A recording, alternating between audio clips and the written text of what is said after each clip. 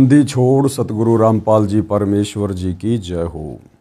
परमपिता परमात्मा सारी सृष्टि के रचनहार, कुल मालिक, असंख्य ब्रह्मांडों के स्वामी, जगत गुरु, तीनों लोकों में प्रवेश करके सबका धारण पोषण करने वाले राजाधिराज आत्माधार, नाथों के नाथ, देवों के देव महादेव, सर्वेश्वर महेश्वर मृत्युंजय, अजरो अमर, आदि अनादि सनातनी प्रभु, जगत पिता जगदीश्वर, श्री श्री 1008 की उपाधि के वास्तविक अधिकारी, अकाल मूर्त सौद स्वरूपी राम वासुदेव, सर्वगतम ब्रह्म, परम पूज्य, प्रथम पूज्य, परम संत, परम पुरुष, परम धनी, परम दयालु, सत्य कबीर, हक्का कबीर, अल्लाहु कबीर, अल्लाहु अकबर, बाखबर, अल्लाह ताला, जगत के तारणहार, जगत के मुक्तिदाता, जगत के जगन्नाथ, हारे के सहारे, हिंदुओं के राम, मुसलमानों के अल्लाह, सिखों के वाहिगुरु, ईसाइयों के मसीह, दया के सागर दया निधि, करुणा के सागर करुणा निधि, स्वयंभू परिभू, संकट मोचन, कष्ट हरण, मंगल करण,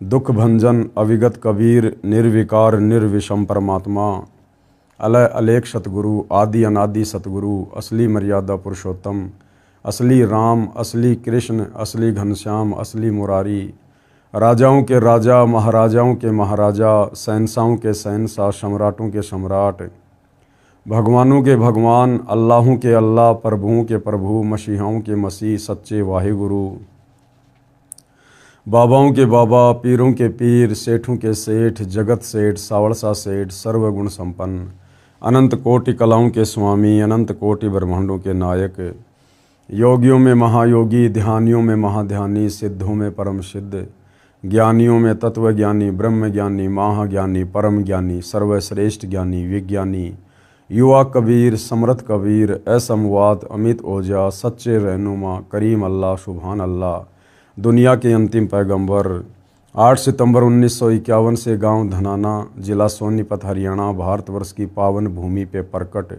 रियल कल की भगवान श्री नारायण साकार हरि, श्री बाबा साहेब, नूर अनंत परमात्मा, सच्चे दरवेश, सच्चे बाखबर, संत श्रोमणी सतगुरु रामपाल जी परमेश्वर जी के चरण कमल में साध संगति से जुड़े हुए देश विदेश से आप और हम सभी सत्सेवक भाई बहनों का अनंत कोटि दंडवत प्रणाम।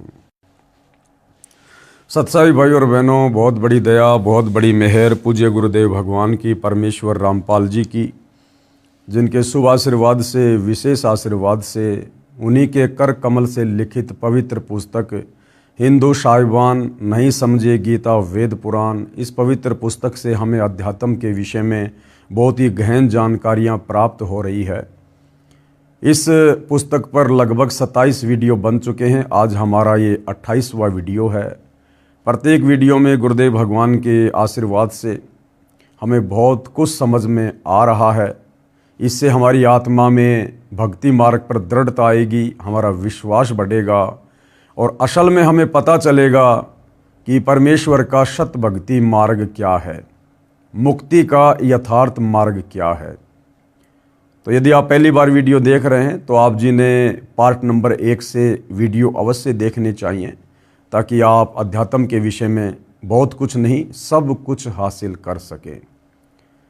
जिस वस्तु को प्राप्त करने के लिए हमें परमपिता परमेश्वर जी ने 184 योनियों से बाहर निकालकर ये एक सुंदर मनुष्य जन्म दिया है, स्त्री या पुरुष का, ये केवल परमेश्वर को पहचान कर, सतगुरु से उपदेश लेकर, सतभक्ति करके आत्मा के कल्याण के लिए मिलता है। और यदि वो काम हमने नहीं किया या उस कार्य को शुरू नहीं किया तो इंसान में और जानवर में कोई अंतर नहीं रह जाता है। तो भाई और बहनों, बहुत सारी गहन बातें अध्यात्म के विषय में हम प्राप्त कर चुके हैं। अब हम सृष्टि रचना को लेकर वीडियो बना रहे हैं, जो कि इसी पुस्तक के लास्ट में है। आज सृष्टि रचना पर यह 3रे नंबर का वीडियो है और इस पवित्र पुस्तक हिंदू साहिबान नहीं समझे गीता वेद पुराण, इस पर हमारा 28वें नंबर का वीडियो है। तो सृष्टि रचना हमारे धर्मशास्त्रों से भी प्रमाणित होती जा रही है। वेदों में भी सृष्टि रचना का प्रमाण है, पुराणों में भी सृष्टि रचना का प्रमाण है, गीता जी में भी सृष्टि रचना का प्रमाण है। साथ में कबीर परमेश्वर कलयुग में एक अच्छी आत्मा आदरणीय धर्मदास जी को आकर मिले। धर्मदास जी ने भी कबीर सागर में परमेश्वर के बताए तत्व ज्ञान आधार से सृष्टि रचना को साबित किया है, प्रमाणित किया है। उसके बाद आदरणीय गरीबदास जी के सदग्रंथ साहिब में, आदरणीय गरीबदास जी गांव छुडानी, जिला झज्जर, हरियाणा प्रांत में हुए थे। आज से लगभग 300 वर्ष पहले कबीर परमात्मा उनको सतलोक से आकर मिले थे। उनकी आत्मा को शरीर से निकालकर सतलोक लेकर गए। उन्हें ऊपर के ब्रह्मांडों की और सतलोक की सारी व्यवस्था से परिचित करवाया, सतलोक के सुखों से परिचित करवाया, उनका ज्ञान योग खोला। और उसके बाद आदरणीय गरीबदास जी ने कबीर परमेश्वर जी की महिमा अपने मुखारविंद से, वाणियों के माध्यम से की, जिसको लिपिबद्ध कर लिया गया, जिस सदग्रंथ को हम अमर ग्रंथ भी कहते हैं, जिसका पाठ सतलोक आश्रम में होता है। और सतगुरु रामपाल जी जिस सूक्ष्म वेद को, अमर ग्रंथ साहिब को आधार बनाकर हमें अनमोल वचन सुनाते हैं। तो आदरणीय गरीबदास जी की वाणियों में भी सृष्टि रचना का बखूबी प्रमाण है, क्योंकि आज इस पृथ्वी पर वर्तमान में 5वां वेद आदरणीय गरीबदास जी का सदग्रंथ साहिब ही है। तो आदरणीय गरीबदास जी के सदग्रंथ साहिब में, उनकी वाणियों में सृष्टि रचना का कहाँ और क्या प्रमाण है, देखते हैं। आदरणीय गरीबदास साहिब जी की अमृतवाणी में सृष्टि रचना का प्रमाण। सृष्टि रचना आदि रमैणी सदग्रंथ, पेज नंबर 690 से 692 तक। आदि रमैणी अदली सारा जा दिन होते धुंधुकारा, यानी जिस समय कुछ भी नहीं था सिवाय उस एकमात्र कबीर परमेश्वर जी के। सत्य पुरुष की न्या प्रकाशा, हम होते तकत कबीर खवाशा। उसके बाद सत्य पुरुष कबीर देव ने ही सब कुछ रचा, सब कुछ उसके बाद में धीरे धीरे प्रकाश में आया। और आदरणीय गरीबदास जी कह रहे हैं कि हम उस कबीर परमात्मा के सिंहासन के नौकर हैं। हम उस समय हम उनके सिंहासन के नौकर थे, अर्थात परमेश्वर ने ही, कबीर देव जी ने ही खुद आदरणीय गरीबदास जी के रूप में भूमिका की। उन्होंने अपना डबल रोल किया। मन मोहिनी सिरजी माया, सत्य पुरुष एक ख्याल बनाया। यानी जब काल ने, उस ब्रह्म ने सतलोक में 3 बार तप किया लंबे समय तक, उसके बाद परमात्मा जी ने वो हंस आत्मा, जिस हंस आत्मा ने सबसे पहले उस ब्रह्म के काल के साथ 21 ब्रह्मांड में आने की स्वीकृति दी थी, उसकी एक सुंदर स्त्री बनाई। मन मोहिनी सिरजी माया और सत्य पुरुष एक ख्याल बनाया। धर्मराय सिरजे दरवानी, 64 युग तप सेवा ठानी। पुरुष पृथ्वी जाकू दीनी, राज करो देवा आधीनी। उसके तप के बदले परमात्मा ने उसे 21 ब्रह्मांड का राज्य दिया। ब्रह्मांड 21 राज तुम दीन्या, मन की इच्छा सब जुग लीन्या। माया मूल रूप एक छाजा, मोही लिए जिन्हू धर्मराजा। धर्म का मन चंचल चित धारा, मन माया का रूप विचारा। परमात्मा ने जिस हंस को युवा लड़की बनाया था, उसके निखरे हुए रूप रंग को देखकर, और जो धर्मराय था, काल था, ब्रह्म था, वो भी पागल सा हो गया। चंचल चेरी चपल चिरागा, या के परसे सर्वस जागा। धर्मराय किया मन का भागी, विषय वासना संग से जागी। आदि पुरुष अदली अनुरागी, धर्मराय दिया दिल से त्यागी। और जब उसने दुर्गा के साथ में, अष्टंगी के साथ में बद व्यवहार किया, तो परमात्मा ने धर्मराय यानी काल को अपने दिल से त्याग दिया। पुरुष लोक से दिया ढहाई, यानी सतलोक से उसको बाहर निकाल दिया। अगम दीप चली आए भाई। सहज दास जिस दीप रहनता, कारण कौन कौन कुलपंथा। धर्मराय बोले दरबानी, सुनो सहज दास ब्रह्मज्ञानी। सहज दास जी से उस धर्मराय काल ने कहा कि आप मुझे यहीं रख लो अपने लोक में, क्योंकि परमात्मा ने मुझे निकाल दिया है, मैं बहुत ज़्यादा दुखी हो जाऊंगा। 64 युग हम सेवा कीनी, पुरुष पृथ्वी हमको दीनी। उसने कहा कि मैंने बहुत लंबे समय तक तप किया है, जिसके प्रतिफल में परमात्मा ने मुझे 21 ब्रह्मांड का राज्य प्रदान किया। चंचल रूप भया मन बोरा, मन मोहिनी ठगिया भोरा। सत्य पुरुष के नाम मन भाए, पुरुष लोक से हम चले आए। अगर दीप सुनत बड़ भागी, सहज दास मेटो मन पागी। बोले सहज दिलदानी, हम तो चाकर सतसैदानी। सहजदास जी ने कहा, भैया मैं तो परमात्मा का नौकर हूँ, मैं तो उनसे प्रार्थना कर सकता हूँ, उनके बाद उनकी क्या आज्ञा होगी बताऊँगा। सत्य पुरुष से अर्ज गुजारूं, जब तुम्हारा विमान उतारूं। तुम्हारा जो ये विमान है ना 21 ब्रह्मांड रूपी, मैं इसको अपने लोक में उस समय उतरने की अनुमति दूंगा जब मुझे सत्य पुरुष आज्ञा देगा। सहजदास को किया पियाना, सत्यलोक लिया परवाना। सहजदास जी ने समाधि लगाई और सतलोक में अपने परमपिता परमेश्वर कबीर साहिब जी से बातें की। सत्य पुरुष साहिब सरभंगी, अविगत अदली अचल अभंगी।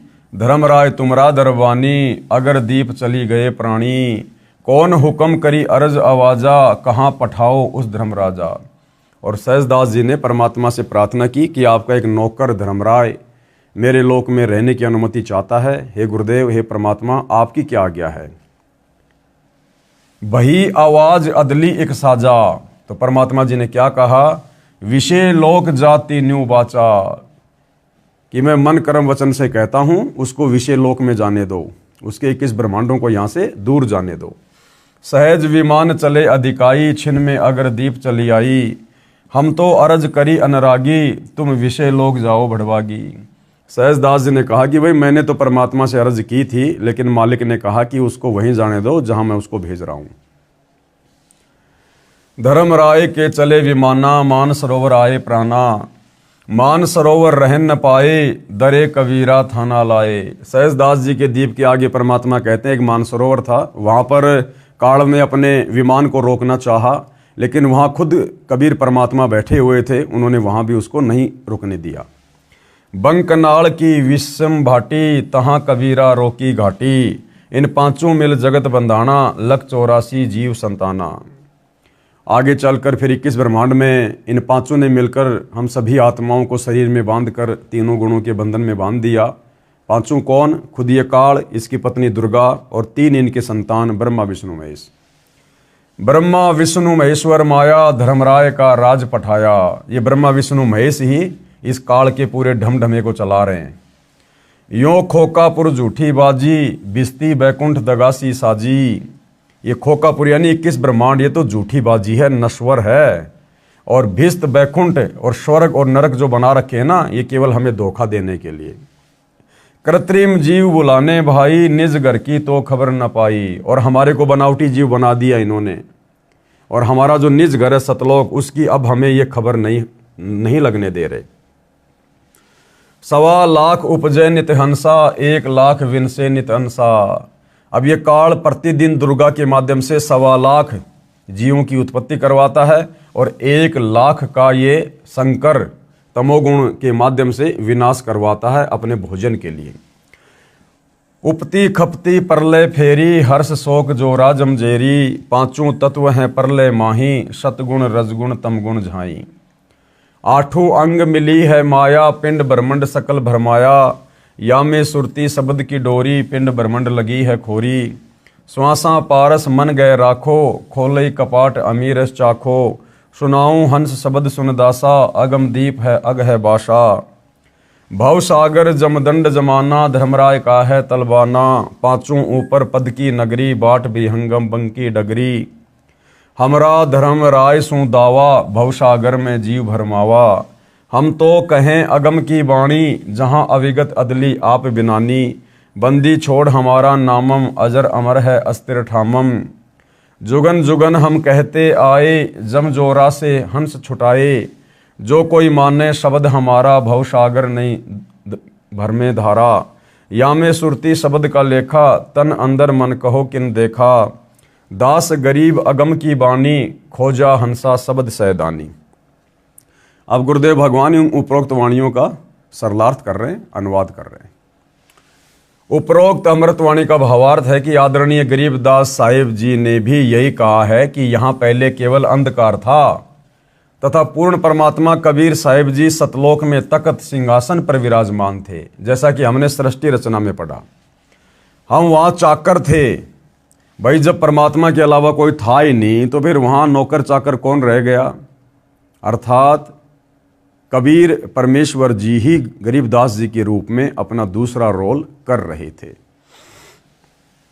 परमात्मा ने ज्योति निरंजन को उत्पन्न किया, फिर उसके तप के प्रतिफल में 21 ब्रह्मांड प्रदान किए, फिर माया यानी प्रकृति की उत्पत्ति की, युवा दुर्गा के रूप पर मोहित होकर ज्योति निरंजन ब्रह्म ने दुर्गा यानी प्रकृति से बलात्कार करने की चेष्टा की।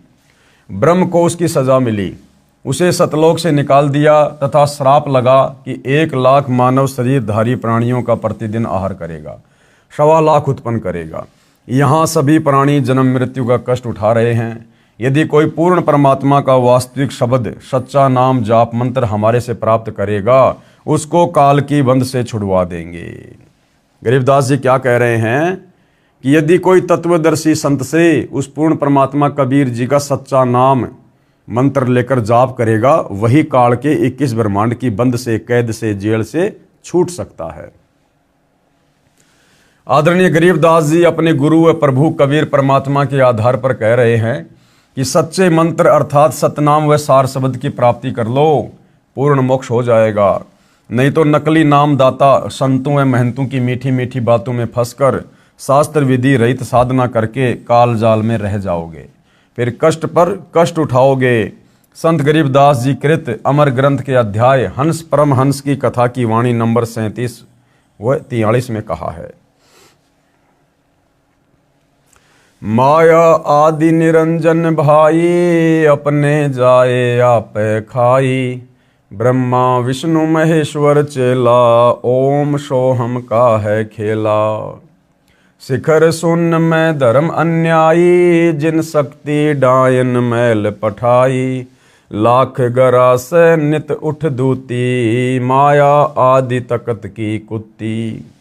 1.25 लाख घड़िए नित भांडे, हंसा उत्पत्ति पर ले डांडे। ये तीनों चेला बटपारी, सिरजे पुरुषा सिरजी नारी। खोकापुर में जीव भुलाए, शौपन बस्त बैकुंठ बनाए। यो अरहट का कुआ लोई, या गल बंध्या है सब कोई। कीड़ी कुंजर और अवतारा, हरहट डोर बंधे कई बारा। अरब अलील इंद्र हुए हैं भाई, अरहट डोर बंधे सब आई। शेष महेश और गणेश ताई, अरहट डोरी बंध सब आई। शुक्रादिक बर्मादिक देवा, हरहट डोर बंधे सब खेवा। कोटिक करता फिरता देखा, हरहट डोरी कहूँ सुन लेखा। चतुर्भुजी भगवान कहावे, अरहट डोरी बंधे सब आवे। यो है खोकापुर का कुआ, या में प्रयासो निश्चय मुआ। ज्योति निरंजन काल बलि के वश होकर ये तीनों देवता रजगुण ब्रह्मा, सतगुण विष्णु, तमगुण शिव अपनी महिमा दिखाकर जीवों को स्वर्ग नरक तथा भवसागर में लग 84 योनियों में भटकाते रहते हैं। ज्योति निरंजन अपनी माया से नागिनी की तरह जीवों को पैदा करते हैं और फिर मार देते हैं। जिस प्रकार नागिनी अपनी दुम से अंडों के चारों ओर कुंडली बना लेती है, फिर उन अंडों पर अपना फन मारती है जिससे अंडा फूट जाता है, उसमें से बच्चा निकल जाता है, उसको नागिनी खा जाती है।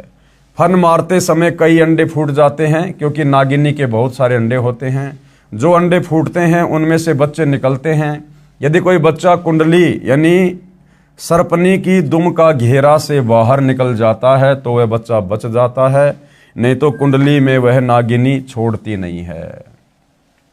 तो इसी प्रकार भाइयों और बहनों, ये काल और दुर्गा इन्होंने आप और हम सभी जीव आत्माओं के चारों तरफ कुंडली मार रखी है, हमें 21 ब्रह्मांड में बांध रखा है और तीनों गुणों के माध्यम से रजगुण ब्रह्मा, शतोगुण विष्णु, तमोगुण शिव के माध्यम से यहीं पर फंसाया हुआ है।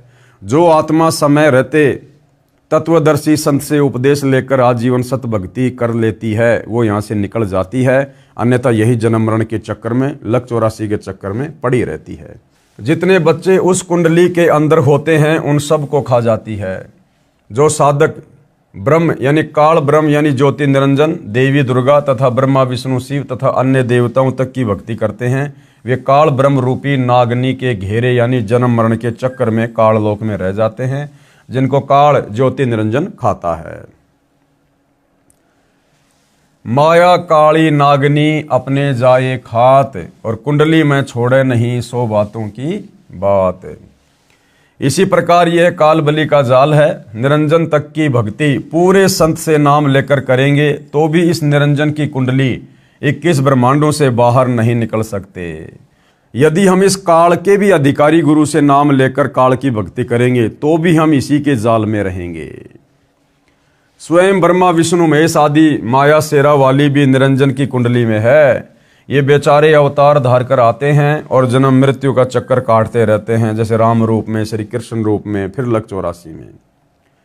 विचार करें, सोहम जाप को जो कि दुर्वय व प्रहलाद व सुखदेव ऋषि ने जपा वह भी पार नहीं हुए, क्योंकि श्री विष्णु पुराण के प्रथम अंश के अध्याय 12 के श्लोक नंबर 93 में पेज नंबर 51 पर लिखा है कि ध्रुव केवल एक कल्प अर्थात 1000 चतुर्युग तक ही मुक्त है।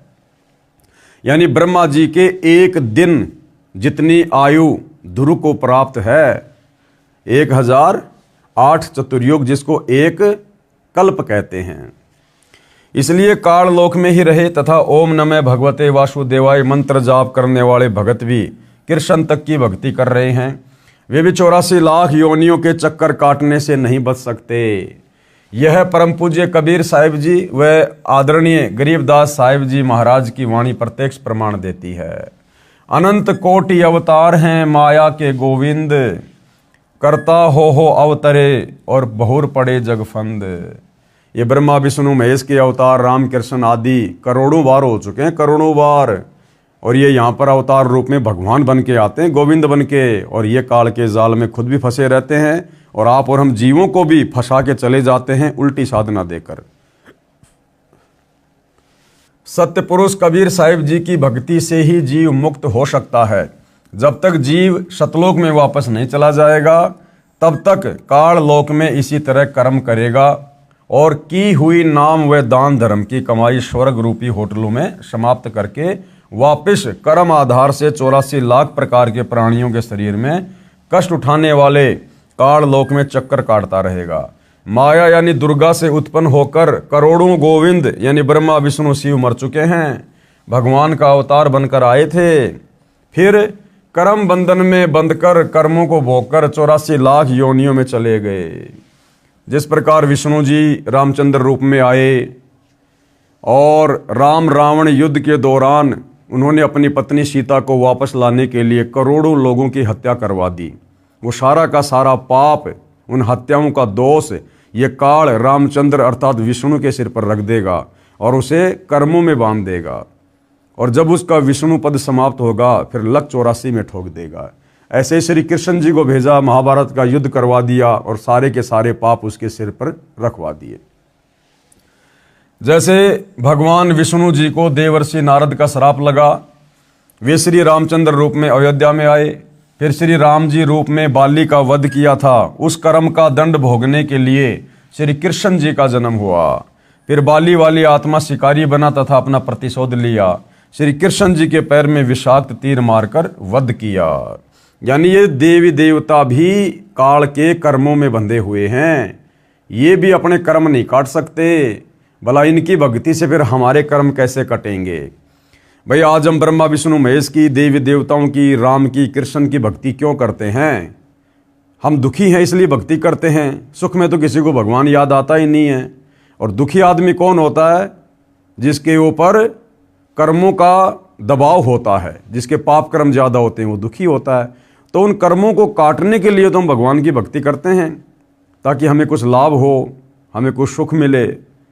और कर्म ये भगवान नहीं काट पाए अपने, खुद श्री विष्णु जी जो त्रेता युग में रामचंद्र रूप में आए थे, धोखे से उन्होंने अपने स्वार्थ के वश होकर बाली का वध किया, और उस मौत का बदला उसने द्वापर युग में श्री कृष्ण जी रूप में देना पड़ा। तो भगवान अपने कर्मों को नहीं काट पा रहे, भला इनकी भक्ति से फिर हमारे कर्म कैसे कटेंगे? महाराज गरीबदास जी अपनी वाणी में कहते हैं, ब्रह्मा विष्णु महेश्वर माया और धर्मराय कहिए, इन पांचों मिल प्रपंच बनाया वाणी हमरी लइए। इन पांचों मिल जीव अटकाए, जुगन जुगम हम आन छुड़ाए, बंदी छोड़ हमारा नामम, अजर अमर है अस्तिर ठामम।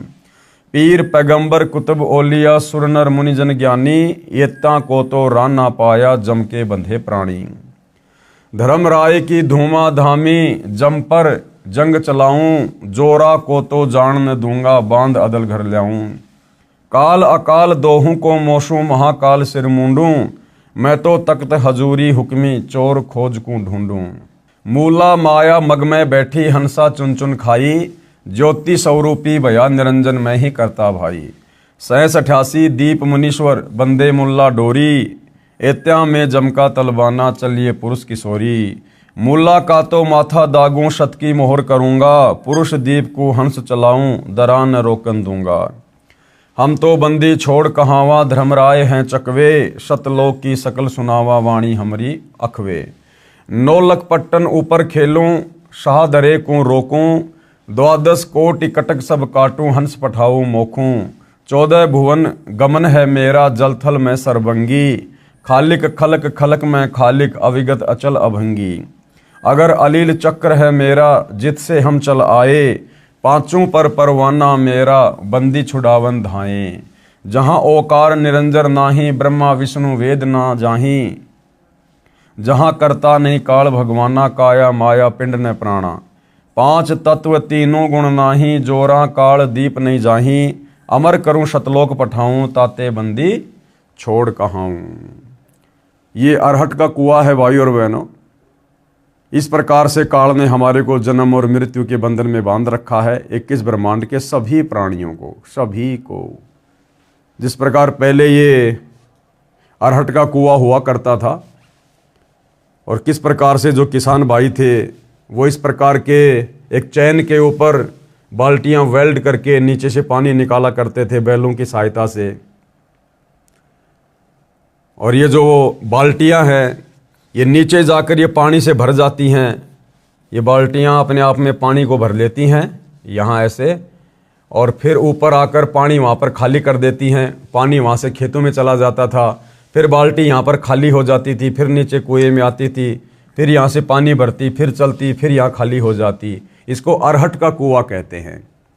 तो ये जितने भी ब्रह्मा विष्णु महेश हैं, 33 करोड़ देवी देवता हैं, 9 नाथ 84 सिद्ध हैं, जितने भी ये तपस्वी हैं, आप और हम आम जीव हैं, हाथी से लेकर चींटी तक, ये सब इसी प्रकार से 21 ब्रह्मांड में जन्म और मृत्यु के चक्कर में बंधे हुए हैं, अपना कर्म भोगते रहते हैं। इस पृथ्वी लोक पर आते हैं, मनुष्य जन्म प्राप्त करते हैं, थोड़ी बहुत भक्ति करते हैं, ये भक्ति धन यहाँ से भरते हैं और ऊपर जाकर ब्रह्मा विष्णु महेश के लोक में, स्वर्ग में अपनी भक्ति कमाई को खाली करके आ जाते हैं। फिर काल हमारा नींबू सा निचोड़कर फिर हमारे को नीचे भेज देता है कि जाओ कमाओ, फिर से भक्ति लेकर आओ, फिर से थोड़े बहुत समय ऊपर रहो, फिर गधे कुत्ते सुअर बनो, कभी ब्रह्मा विष्णु महेश बनो। इस प्रकार से ये अरहट का कुआं इस काल ने यहाँ पर सेट किया हुआ है, सभी आत्माओं को कर्म बंधनों में बांध रखा है। कबीर परमेश्वर यानी कबीर देव की महिमा बताते हुए आदरणीय गरीबदास साहिब जी कह रहे हैं कि हमारे प्रभु कबीर यानी कबीर देव बंदी छोड़ हैं। बंदी छोड़ का भावार्थ है काल की कारागार से छुटवाने वाला। काल ब्रह्म के 21 ब्रह्मांडों में सर्व प्राणी पापों के कारण काल के बंदी हैं। पूर्ण परमात्मा कबीर देव यानी कबीर साहिब पाप का विनाश कर देते हैं। पापों का विनाश न ब्रह्म यानी ना तो काल कर सकता है, ना काल से ऊपर जो परब्रह्म है वो कर सकता है, न ही ब्रह्मा विष्णु शिव कर सकते हैं। केवल जैसा कर्म है उसका वैसा ही फल देते हैं। इसलिए यजुर्वेद अध्याय 5 के मंत्र 32 में लिखा है, कबीर अंगारी असी। कबीर देव यानी कबीर परमेश्वर अंग अरी यानी पापों का शत्रु है। बम्भारी, बम्भारी का अर्थ है बंधनों का और अरी मानी शत्रु, अर्थात बंधनों का शत्रु यानी बंदी छोड़ है। यानी इस काल ने 21 ब्रह्मांड में हमारे ऊपर जो कर्म लगा रखे हैं केवल कबीर परमेश्वर ही अपनी सत भक्ति देकर उन कर्मों से हमें छुड़वा सकते हैं। इन पांचों कौन? ब्रह्मा विष्णु शिव माया और धर्मराय से ऊपर सत्य पुरुष परमात्मा कबीर देव है जो सतलोक का मालिक है। शेष सारी परब्रह्म ब्रह्म तथा ब्रह्मा विष्णु शिव व आदि माया नाशवान परमात्मा है। यानी कबीर जी के अलावा ये जितने भी नकली भगवान है, परब्रह्म है, ब्रह्म है, दुर्गा है, ब्रह्मा विष्णु महेश है, ये सब नाशवान है, इनका जन्म और मृत्यु होता है। महाप्रलय में ये सब तथा इनके लोक समाप्त हो जाएंगे।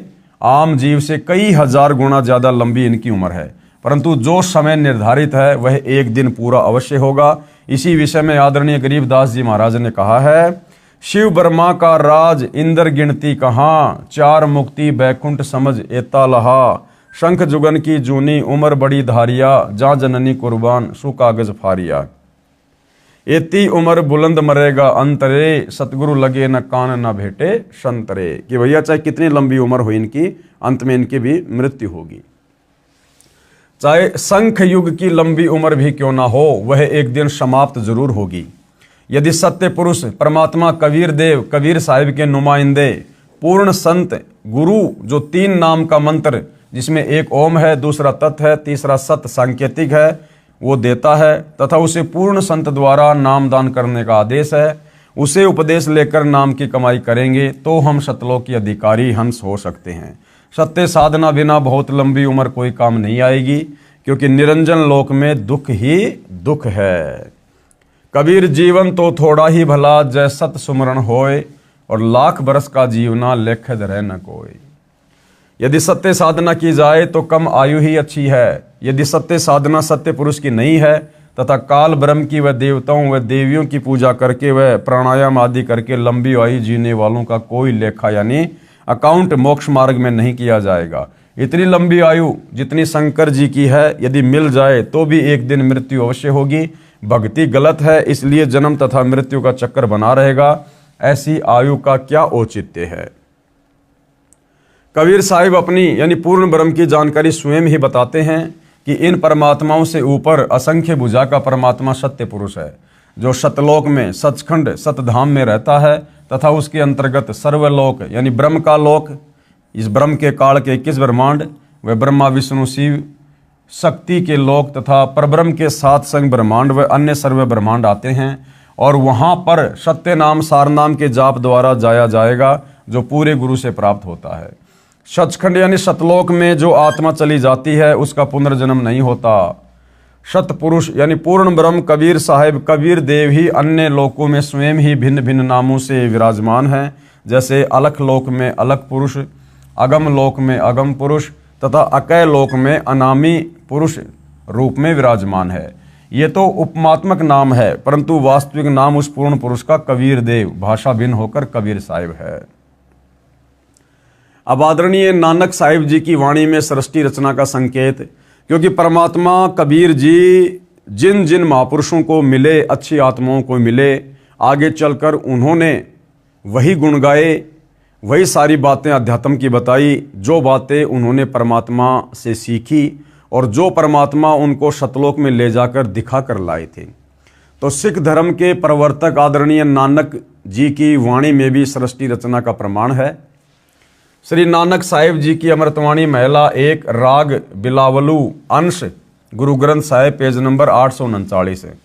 आपे सचू किया कर जोड़ी, अंडज फोड़ी जोड़ी विछोड़, धरती आकाश किए बैसन, कहूँ थाऊं राती दिनतु किए भऊ भाऊ, जिन किए करी वेखण हारा, तरतिया ब्रह्मा विष्णु महेशा, देवी देव उपाय वेशा, पौण पाणी अग्नि बिसराऊं, ताहि निरंजन साचो नाऊं, तिसु मही मनवा रहिया लिव लाई, प्रणवती नानक कालू न खाई।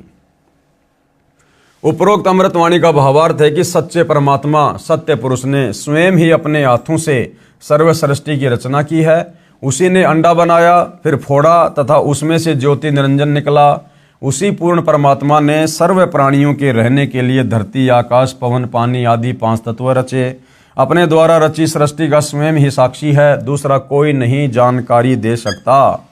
फिर अंडे के फूटने से निकले निरंजन के बाद तीनों श्री ब्रह्मा जी, श्री विष्णु जी तथा श्री शिव जी की उत्पत्ति हुई, तथा अन्य देवी देवता उत्पन्न हुए तथा अनगणित जीवों की उत्पत्ति हुई।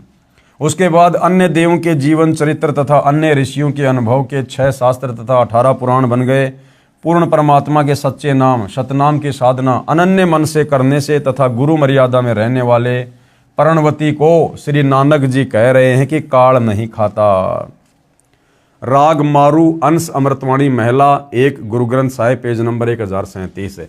सुनहु ब्रह्मा विष्णु महेशु उपाये, सुने वर्ते जुग सबाए, इसु पद विचारे सो जनु पूरा, तिस मिलिए भरमु चुकायदा, शाम वेदु ऋगु जुजरु अथर्वणु, ब्रह्म में मुख माया है त्रैगुण, ताकि कीमत कही न सके, को त्यूं बोले जीव बुलाइंदा।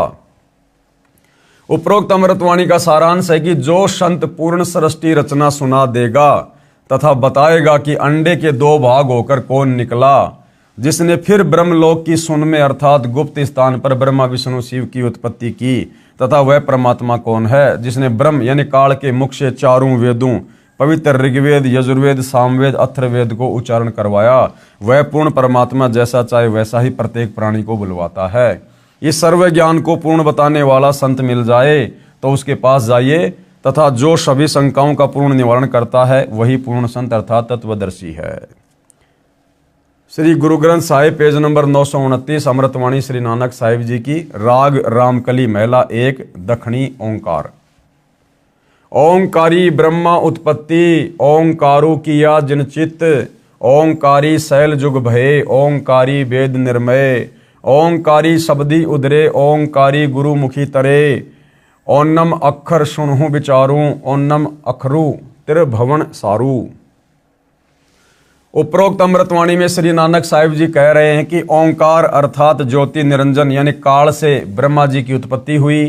कई युगों मस्ती मारकर ओंकार यानी ब्रह्म ने वेदों की उत्पत्ति की जो ब्रह्मा जी को प्राप्त हुए। 3 लोक की भक्ति का केवल एक ओम मंत्र ही वास्तव में जाप करने का है। इस ओम शब्द को पूरे संत से उपदेश लेकर अर्थात गुरु धारण करके जाप करने से उद्धार होगा। और वर्तमान में पृथ्वी पर इस ओम नाम को देने का भी अधिकारी गुरु केवल एक ही है, सतगुरु रामपाल जी। बाकी कितना ही ओम ओम करते रहो उससे कोई किसी प्रकार का लाभ नहीं होना। विशेष श्री नानक साहिब जी ने तीनों मंत्रों ओम प्लस तत् प्लस सत का स्थान स्थान पर रहस्यात्मक विवरण दिया है। उसको केवल पूर्ण संत तत्वदर्शी संत ही समझ सकता है तथा तीनों मंत्रों के जाप को उपदेशी को समझाया जाता है। प्रश्न नंबर 1038।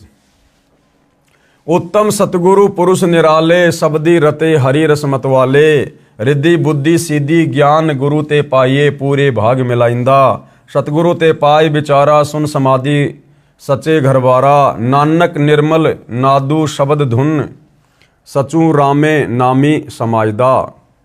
उपरोक्त अमृतवाणी का भावार्थ है कि वास्तविक ज्ञान देने वाले सतगुरु तो निराले ही हैं। वे केवल नाम जाप को जपते हैं, अन्य हठयोग साधना नहीं बताते। यदि आपको धन दौलत पद बुद्धि या भक्ति शक्ति भी चाहिए तो वह भक्ति मार्ग का ज्ञान पूर्ण संत ही पूरा प्रदान करेगा। जैसे परमात्मा कहते हैं ना कि जय तन चाहिए राजपाट तो धर ले ध्यान हमारा। तो नानक जी कह रहे हैं अगर आपको इस समय धन दौलत पद बुद्धि जो भी कुछ चाहिए वो भी पूर्ण संत से उपदेश लेने के बाद ही मिलेगी भाई। ऐसा पूर्ण संत बड़े भाग्य से मिलता है। वही पूर्ण संत विवरण बताएगा कि ऊपर शून्य यानी आकाश में अपना वास्तविक घर शतलोक परमेश्वर ने रच रखा है। उसमें एक वास्तविक सारनाम की धुन आवाज हो रही है। उस आनंद में अविनाशी परमेश्वर के सार शब्द से समाया जाता है, अर्थात उस वास्तविक सुखदायी स्नान में वास हो सकता है, अन्य नामों तथा अधूरे गुरुओं से नहीं हो सकता। आंशिक अमृतवाणी महिला पहला श्री गुरु ग्रंथ साहिब पेज नंबर 359 से 360।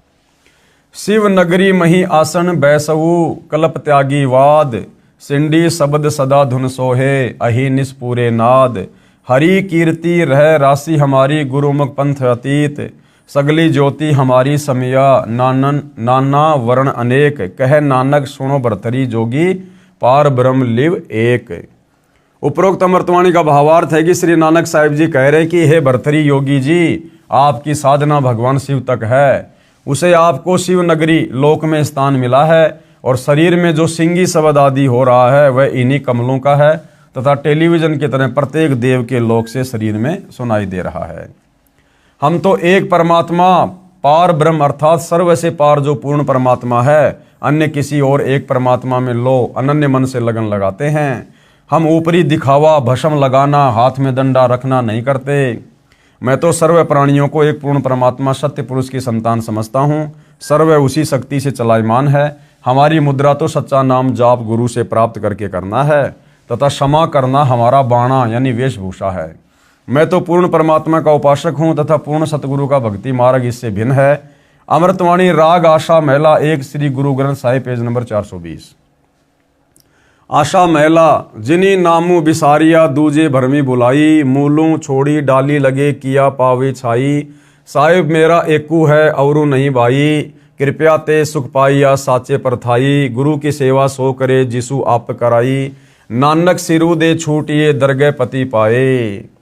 उपरोक्त वाणी का भावार्थ है कि नानक साहिब जी कह रहे हैं कि जो पूर्ण परमात्मा का वास्तविक नाम भूलकर अन्य भगवानों के नामों के जाप के भ्रम में रहे, वे तो ऐसा कर रहे हैं कि मूल यानी पूर्ण परमात्मा को छोड़कर डालियों, तीनों गुण रूप, रजगुण ब्रह्मा, सतगुण विष्णु, तमगुण शिव जी की सच्चाई पूजा कर रहे हैं। उस साधना से कोई सुख नहीं हो सकता, अर्थात पौधा सूख जाएगा तो छाया में नहीं बैठ पाओगे। भावार्थ है कि शास्त्र विधि रहित साधना करने से व्यर्थ प्रयत्न है, कोई लाभ नहीं। इसी का प्रमाण पवित्र गीता अध्याय 16 श्लोक 23-24 में भी है। उस पूर्ण परमात्मा को प्राप्त करने के लिए मनमुखी यानी मनमानी साधना त्याग कर पूर्ण गुरुदेव को समर्पण करने से तथा सच्चे नाम के जाप से ही मोक्ष संभव है, नहीं तो मृत्यु के उपरांत नरक जाएगा। श्री गुरु ग्रंथ साहिब पेज नंबर 843 से 844। बिलाउलू महिला मैं मन चाहूँ घना साची बिगासी, राम मोहि प्रेम प्रे प्रभु अविनाशी। राम अविगतो हरि नाथु नाथ तिसे भावे सो थिये, कृपालु सदा दयालु दाता जिया अंदर तू जिए। मैं आधारू तेरा तू खसमू मेरा, मैं ताणू तकिया तेरो साची सूचा सदा। नानक गुरसबदी झगरू निबेरो। उपरोक्त अमृतवाणी में श्री नानक साहिब जी कह रहे हैं कि अविनाशी पूर्ण परमात्मा नाथों का भी नाथ है, अर्थात देवों का भी देव है। सर्व प्रभुओं श्री ब्रह्मा जी, श्री विष्णु जी, श्री शिव जी तथा ब्रह्म व परब्रह्म पर भी नाथ है, अर्थात स्वामी है। मैं तो सच्चे नाम को हृदय में समा चुका हूँ। हे परमात्मा, सर्व प्राणी का जीवन आधार भी आप ही हो। मैं आपके आश्रित हूँ, आप मेरे मालिक हो। आपने ही गुरु रूप में आकर शत भक्ति का निर्णय ज्ञान देकर सर्व झगड़ा मिटा दिया, अर्थात सर्व शंका का समाधान किया। तो नानक जी क्या कह रहे हैं कि आपने ही गुरु रूप में आकर शत भक्ति का निर्णय ज्ञान दिया। तो भाइयों और बहनों, ये कबीर परमात्मा स्वयं ही तत्वदर्शी संत के रूप में पृथ्वी पर प्रकट होकर अपना निर्णायक यथार्थ सतलोक का ज्ञान देते हैं, दूसरा कोई नहीं दे सकता। श्री गुरु ग्रंथ साहिब पेज नंबर 721 राग तिलंग मेला। एक अरज गुप्तम पेश तोदर कौन करतार, हक्का कबीर करीम तू बे ए परवरदिगार। नानक बुगोयदा जंतूरा तेरे चाकरा पाखाक। उपरोक्त अमृतवाणी में स्पष्ट कर दिया है कि हे हक्का कबीर यानी सत कबीर, अविनाशी कबीर, आप सत कबीर यानी कौन करतार, शब्द शक्ति से रचना करने वाले शब्द स्वरूपी प्रभु अर्थात सर्व सृष्टि के रचनहार हो। आप ही बेऐब निर्विकार परवरदिगार, सर्व के पालन करता दयालु प्रभु हो। मैं आपके दासों का भी दास हूँ। श्री गुरु ग्रंथ साहिब पेज नंबर 24 राग सीरी महिला। तेरा एक नाम तारे संसार में एह आस एहो आधार। नानक नीच कह विचार धानक रूप रहा करतार। उपरोक्त अमृतवाणी में प्रमाण किया है कि जो काशी में धानक जुलाहा है, यही करतार यानी कुल का सर्जनहार है।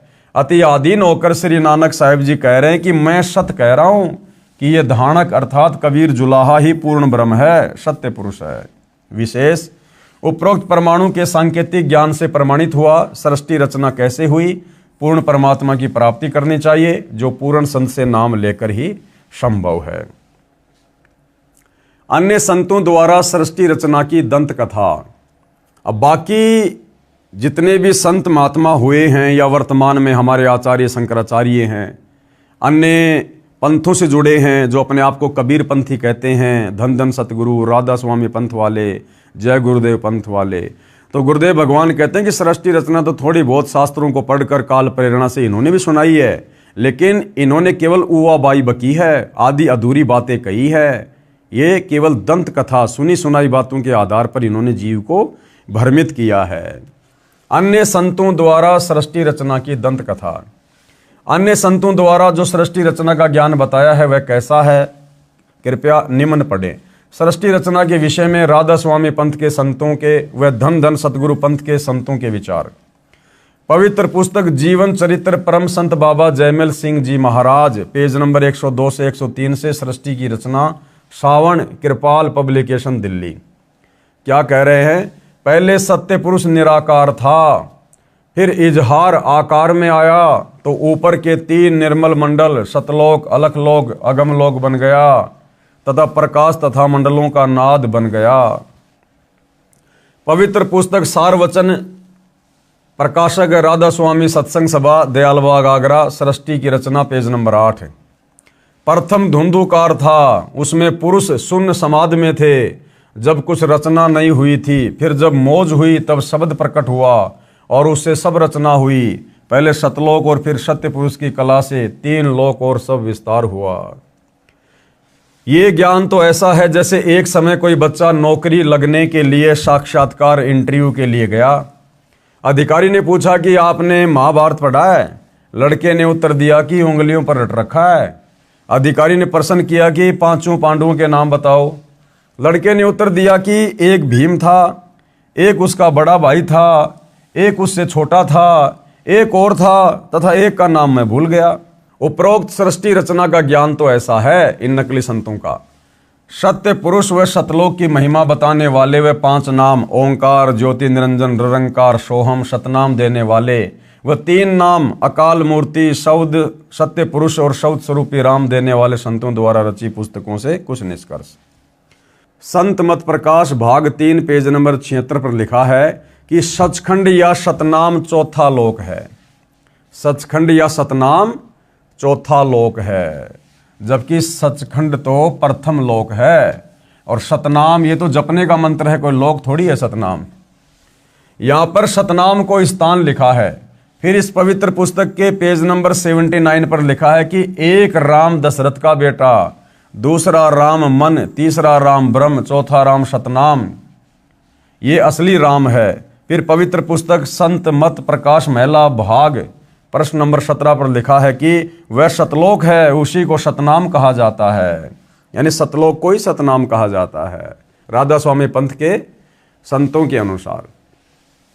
पवित्र पुस्तक सारवचन नसर यानी वार्तिक प्रश्न नंबर 3 पर लिखा है कि अब समझना चाहिए कि राधा स्वामी पंथ सबसे ऊंचा मुकाम है कि जिसको संतों ने सतलोक और सचखंड और सार शब्द और सत शब्द और सतनाम और सत्य पुरुष करके बयान किया है। पवित्र पुस्तक सारवचन नसर आगरा से प्रकाशित पेज नंबर 4 पर भी उपरोक्त ज्यों का त्यों वर्णन है। पवित्र पुस्तक सचखंड की सड़क पेज नंबर 226 संतों का देश सचखंड या सतलोक है, उसी को सतनाम, सतशब्द, सार शब्द कहा जाता है।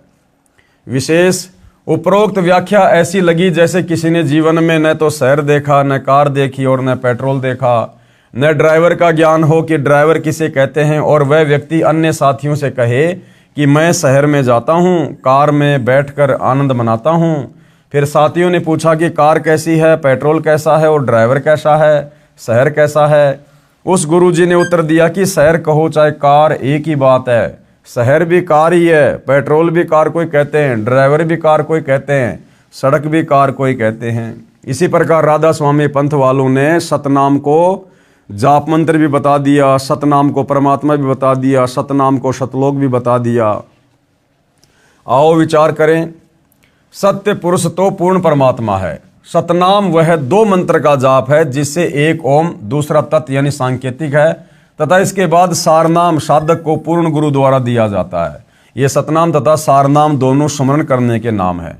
सतलोक वह स्थान है जहाँ सत्य पुरुष रहता है। पुण्यात्माएं स्वयं निर्णय करें सत्य तथा असत्य का।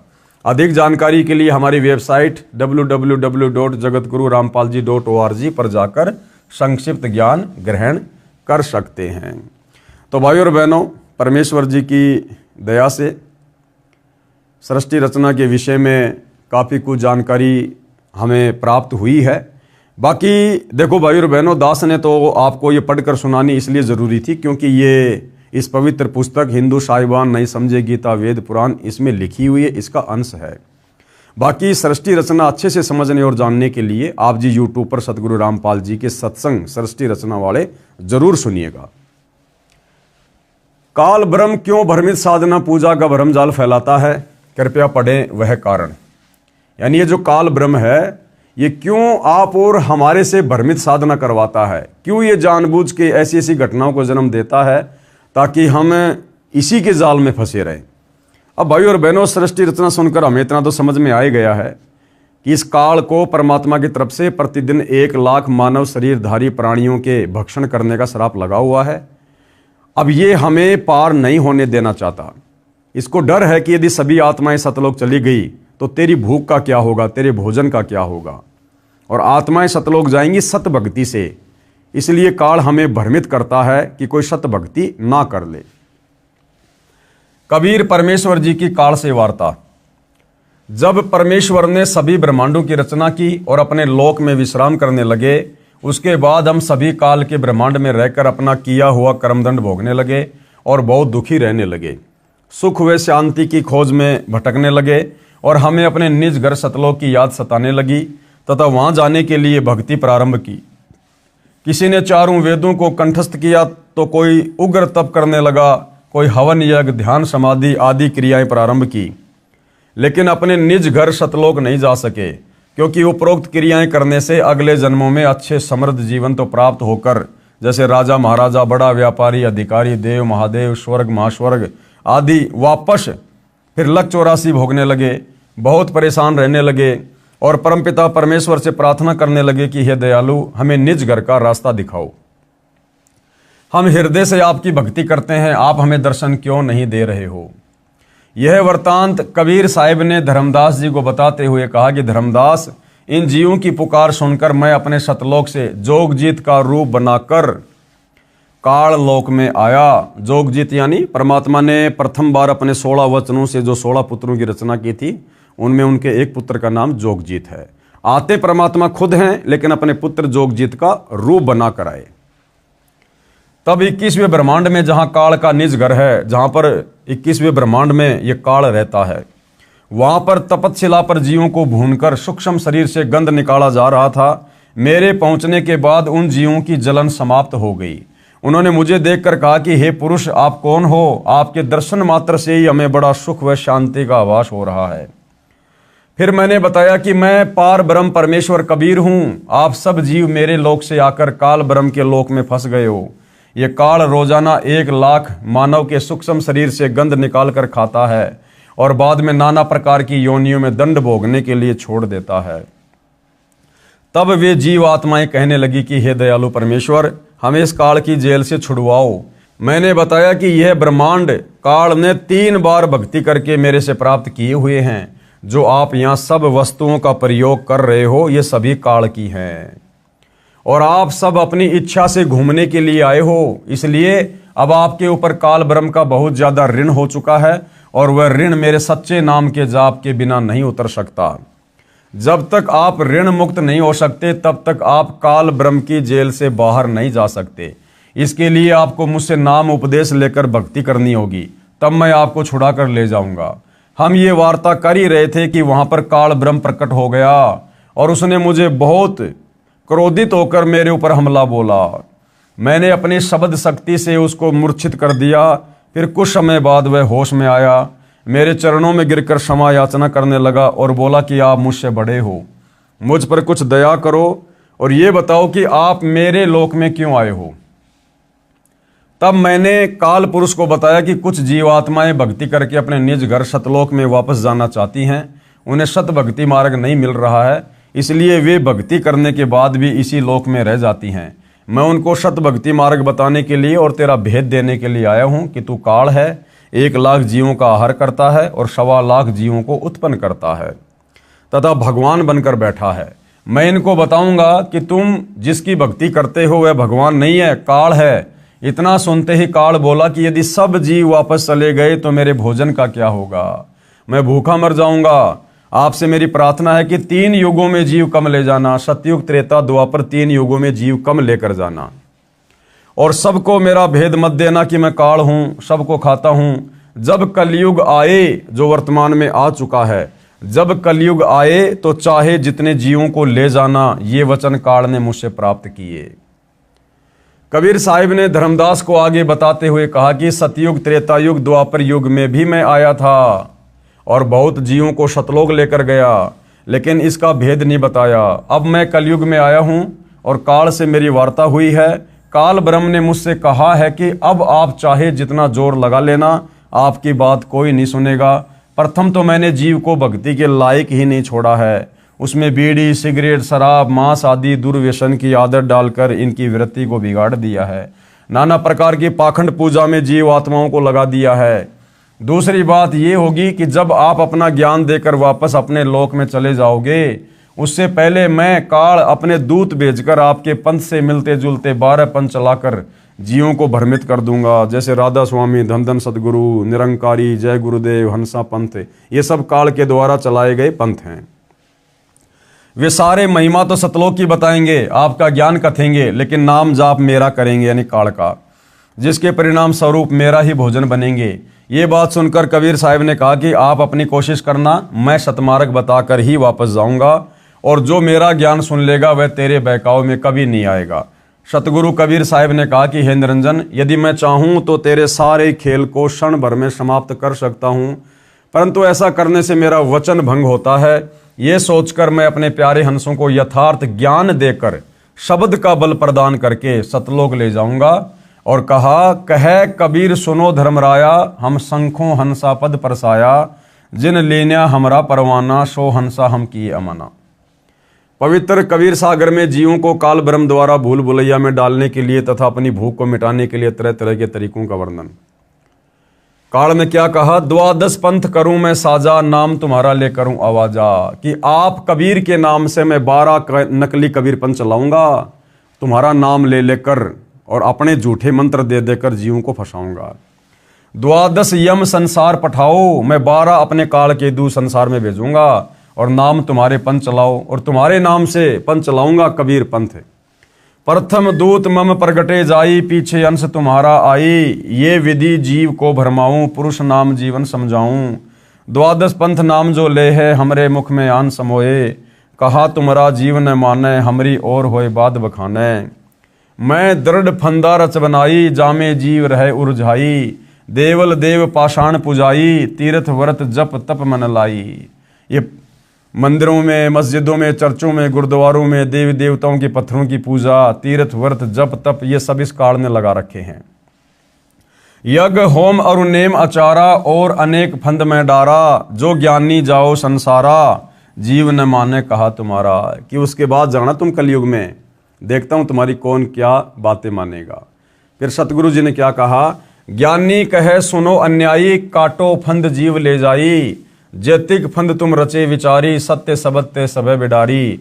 जोन जीव हम शब्द दरड़ावें, फंद तुम्हारा सकल मुकावें, चौका कर परवाना पाई, पुरुष नाम ती देऊं चेनाई, ताके निकट काल नहीं आवे, संधि देख ताके सिर नावे। उपरोक्त विवरण से सिद्ध होता है कि जो अनेक पंथ चले हुए हैं, जिनके पास कबीर साहिब द्वारा बताया हुआ शत भक्ति मार्ग नहीं है, ये सब काल प्रेरित हैं। अतः बुद्धिमान को चाहिए कि सोच विचार कर भक्ति मार्ग अपनाए, क्योंकि मनुष्य जन्म अनमोल है, ये बार बार नहीं मिलता। कबीर साहिब कहते हैं, कबीर मानुष जन्म दुर्लभ है, मिले न बारंबार, तरवर से पत्ता टूट गिरे, बहुर न लगता डार। अब काल निरंजन द्वारा कबीर जी से 3 युगों में कम जीव ले जाने का वचन लेना, विस्तृत व संपूर्ण वर्णन। प्रश्न, कबीर जी के नाम से चले 12 पंथों के वास्तविक मुखिया कौन हैं और 13वां पंथ कौन चलाएगा? उत्तर, जैसा कि कबीर सागर के संशोधनकर्ता स्वामी युगलानंद बिहारी जी ने दुख व्यक्त किया है कि समय समय पर कबीर जी के ग्रंथों से छेड़खान करके उनकी बुरी दशा कर रखी है। उदाहरण भी दिया, परमेश्वर कबीर जी का जोगजीत के रूप में काल ब्रह्म के साथ विवाद हुआ था, वह शमशम वेद बोध पेज नंबर 117 से 122 तक तथा अनुराग सागर 60 से 67 तक है। परमेश्वर कबीर जी अपने पुत्र जोगजीत के रूप में काल के प्रथम ब्रह्मांड में प्रकट हुए, जो 21वां ब्रह्मांड है, जहाँ पर तपतशिला बनी है।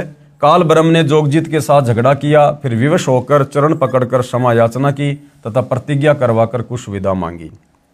सबसे पहला वचन क्या था? 3 युगों सतयुग, त्रेता युग, द्वापर युग में थोड़े जीव पार करना। दूसरा वचन क्या था? जोर जबरदस्ती करके जीव मेरे लोक से ना लेकर जाना। आप अपना ज्ञान देना, जो आपका ज्ञान समझे वो आपका, जो आपके ज्ञान को स्वीकार ना करे वो मुझ काल का भोजन। तीसरा वचन, आप अपना ज्ञान समझाना, जो आपके ज्ञान को माने वह आपका, और जो मेरे ज्ञान को माने वो मेरा। चौथा वचन, कलयुग में पहले मेरे दूत प्रकट होने चाहिए। काल ने कहा कि पहले मैं अपने दूत भेजूंगा। तो ये राधा स्वामी, धन धन सतगुरु, जय गुरुदेव, निरंकारी, सैकड़ों वर्षों से ये पंथ चल रहे हैं, ये काल के द्वारा भेजे गए दूत हैं। पीछे आपका दूत जाए। नंबर 5, त्रेता युग में समुद्र पर पुल बनवाना। उस समय मेरा पुत्र विष्णु रामचंद्र रूप में लंका के राजा रावण से युद्ध करेगा, समुद्र रास्ता नहीं देगा। छठवा, द्वापर युग में शरीर त्याग कर जाऊंगा। राजा इंद्रदमन मेरे नाम से, जगन्नाथ नाम से, समुद्र के किनारे मेरी आज्ञा से मंदिर बनवाना चाहेगा। उसको समुद्र बाधा करेगा, आप उस मंदिर की सुरक्षा करना। परमेश्वर ने सर्व मांगे स्वीकार कर ली और वचनबद्ध हो गए। तब काल ब्रह्म हंसा और कहा कि हे जोगजीत, आप जाओ संसार में। जिस समय कलयुग आएगा उस समय मैं अपने 12 दूत नकली सतगुरु संसार में भेजूंगा। जब कलयुग 5505 वर्ष पूरा होगा तब तक मेरे दूत तेरे नाम से, कबीर जी के नाम से 12 कबीर पंथ चला दूंगा। कबीर जी ने जोगजीत रूप में काल ब्रह्म से कहा था कि कलयुग में मेरा नाम कबीर होगा और मैं कबीर नाम से पंथ चलाऊंगा। इसलिए काल ज्योति निरंजन ने कहा था कि आप कबीर नाम से एक पंथ चलाओगे तो मैं काल कबीर नाम से 12 पंथ चलाऊंगा। सभी मानव को भ्रमित करके अपने जाल में फांस कर रखूंगा। इनके अतिरिक्त और भी कई पंथ चलाऊंगा जो सतलोक सचखंड की बातें किया करेंगे तथा सत्य साधना उनके पास नहीं होगी, जिस कारण से वे सतलोक की आशा में गलत नामों को जाप करके मेरे जाल में ही रह जाएंगे। काल ब्रह्म ने पूछा था कि आप किस किस समय कलयुग में अपना सत्य कबीर पंथ चलाओगे? कबीर जी ने कहा था कि जिस समय कलयुग 5505 वर्ष बीत जाएगा तब मैं अपना यथार्थ 13वां कबीर पंथ चलाऊंगा।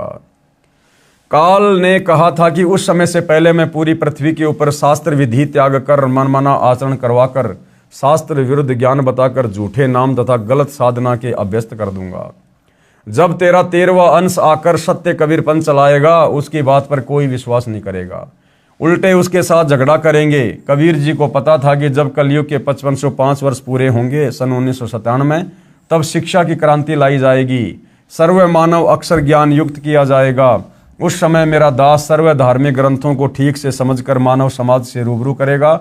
सर्व परमाणु को आंखों देखकर शिक्षित मानव सत्य से परिचित होकर तुरंत मेरे 13वें पंथ में दीक्षा लेगा और पूरा विश्व मेरे द्वारा बताई भक्ति विधि तथा तत्व ज्ञान को हृदय से स्वीकार करके भक्ति करेगा।